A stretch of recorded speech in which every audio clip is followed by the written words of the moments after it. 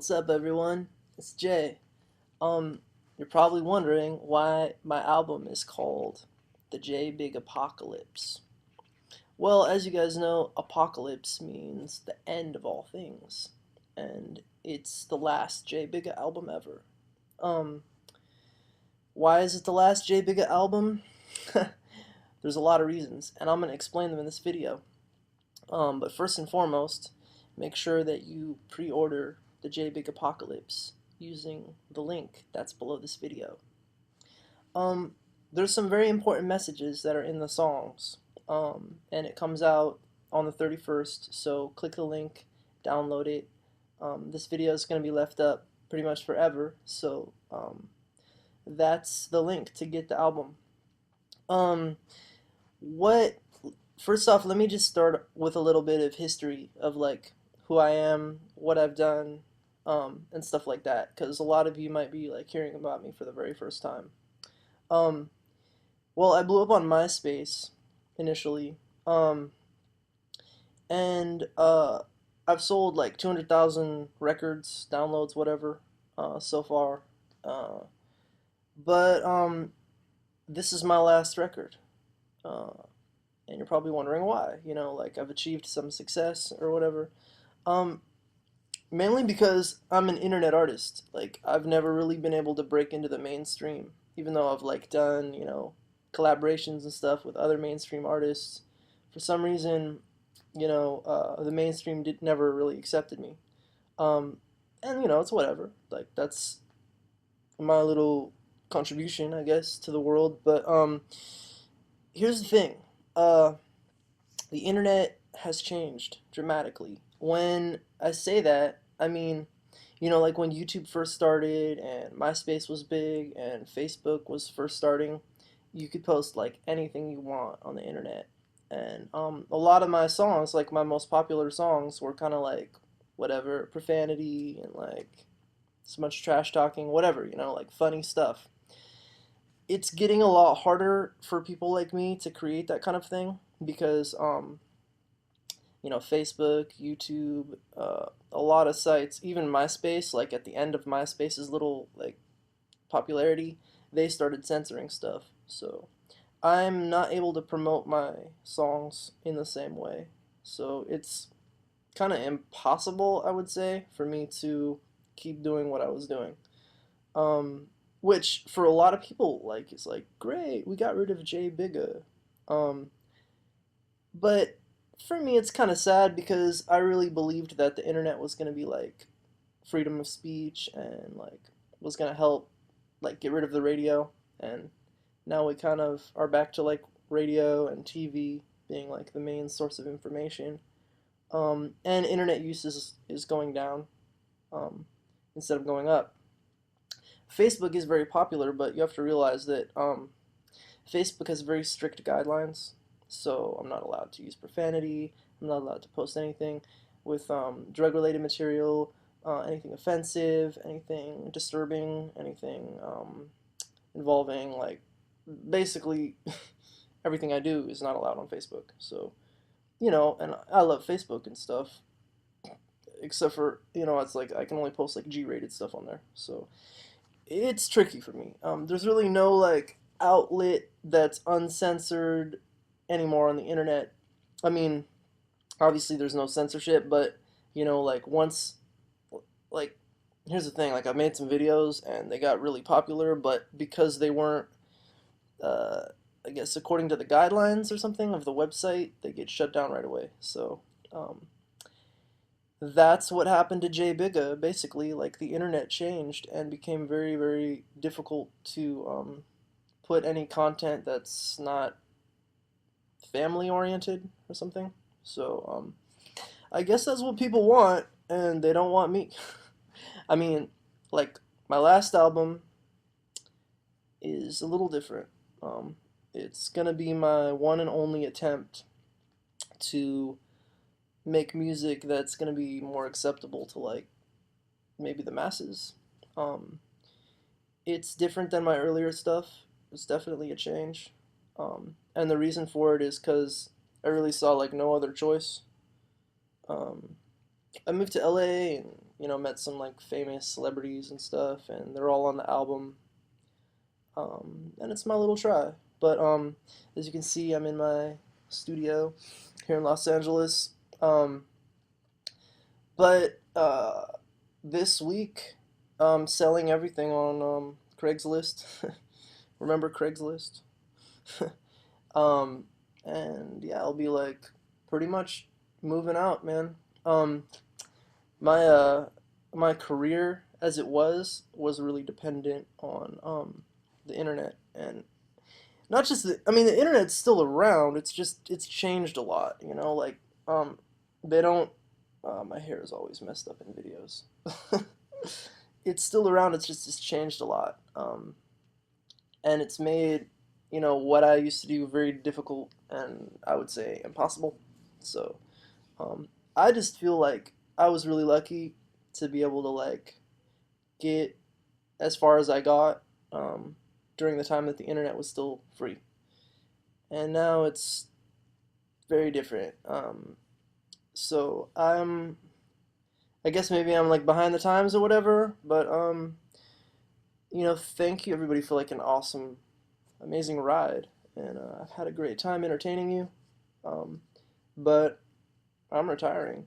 I don't have any way to promote my music anymore, so it's like I can either like hope that the radio plays my stuff, and if they do, or if I get some love, then great. Like I'll keep making music, but I can't rely on the internet anymore. It's like you used to be able to like hack your way in, and get some popularity and fans and email your stuff, and there was always like a way around it. But I mean, they got it on lockdown now. I mean, I'd have to be like a world class internet hacker to like even get some publicity out of this. And I frankly I don't have the money to like pay for ads. I'm not like some ballin' ass like rock star. So um, I made almost 300 songs in like 4 years, 5 years. 24. I'm just gonna move on to different things in my life. And hopefully you guys like respect my decision. It's like I'm not a quitter. I just want to change. I wanted to change the world, and it didn't work out. So it's like whatever. Like move on. But yeah, pretty much like that's what happened to J Bigga. Like so obviously, I'm relying on you guys to help me, because the internet's always been like that. And now like people are getting really used to like if it's advertised, they'll buy it. If it's not advertised, they don't really mess with it. But you know, the original spirit of the internet was free speech, and if that prevails, if that's something that you guys value, fucking, and if you like my music, support it. If not, adios muchachos. Like that's I don't know what else to say. Um, it's really difficult. When you watch like my buddy Spanky from Dot Dot Curve, like his band was blowing up. Um, those kids from Broken Side, like they're all broke. Like all these MySpace bands, like the Millionaires, like disappeared. Medic Droid disappeared. All the bands that blew up on MySpace, like pretty much, they had a shot, but never really translated into anything that stuck. Um, and I don't know who to blame. It's like maybe we should all blame ourselves. Maybe I should blame myself. Even like Blood on the Dance Floor. You know what I'm saying? Like they are really popular, but they'll never be mainstream. And now that the internet is gone, you've probably seen like the last of them too. It's tricky, man. And I just feel really bad for a lot of the new bands that are coming out that like they rely on, the internet to promote, and like they don't even have a chance. Like not like we had with MySpace where like the shit was like everybody was on MySpace and there was no supervision, no chaperone, no nothing. And damn, the girls, oh shit. I don't even want to get started with those stories, but the internet has definitely changed, man, and I guess I'm not welcome on it. Um, and I'm not trying to be like poor me, because an amazing, fun, incredible time with music. Made a lot of money. Blew it all, of course, like we should in life. Live fast, die young. Um, where am I gonna be? Um, I will definitely be residing in one of the largest South American cities. I'm not gonna say where I'm gonna end up, but got my tickets, um, canceled my lease. I'm selling all my stuff and moving to South America. Um, I know that sounds crazy, but it's cheap to live there. I might make a couple like YouTube videos there, but basically like I really believed that the internet was going to revolutionize. I really believed that. And when I found out that, you know, we were regressing to a world where big media still ruled, it was depressing for me. I had a lot of hope. I had a lot of like great aspirations and motivation, like that, like music was going to revolutionize and the people were going to rise up and like, you know, that's what I believed in. Like that's what motivated me. That's what got me juiced. To make like songs like Bomb Tribe and like Ice Cube Heart and stuff. Like, but now I kind of feel like we're back to a world where like everything sounds like T-Pain and Pitbull and stuff, and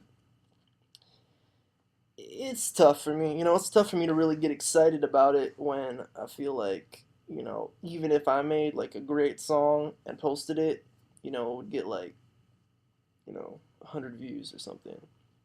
Whereas like when the internet was at its peak, somebody like me could get like, a million hits on something if it was like cool and hot.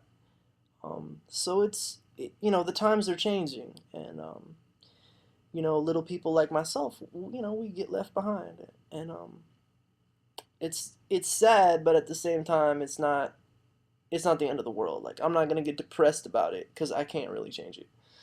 Um, it would take more than just my couple 100,000 fans, you know, to change it. It would take millions of people, and it would take lawmakers to change. It would take websites to change. It would take more power than I have, and I can't really I guess I have to speak through my actions in a way, and that's why I've chosen to you know get dual citizenship and just basically like take my life to a different place, and see what I can do. I've always been really interested in dance music. I actually started my music career producing like music kind of like BT, like dance music.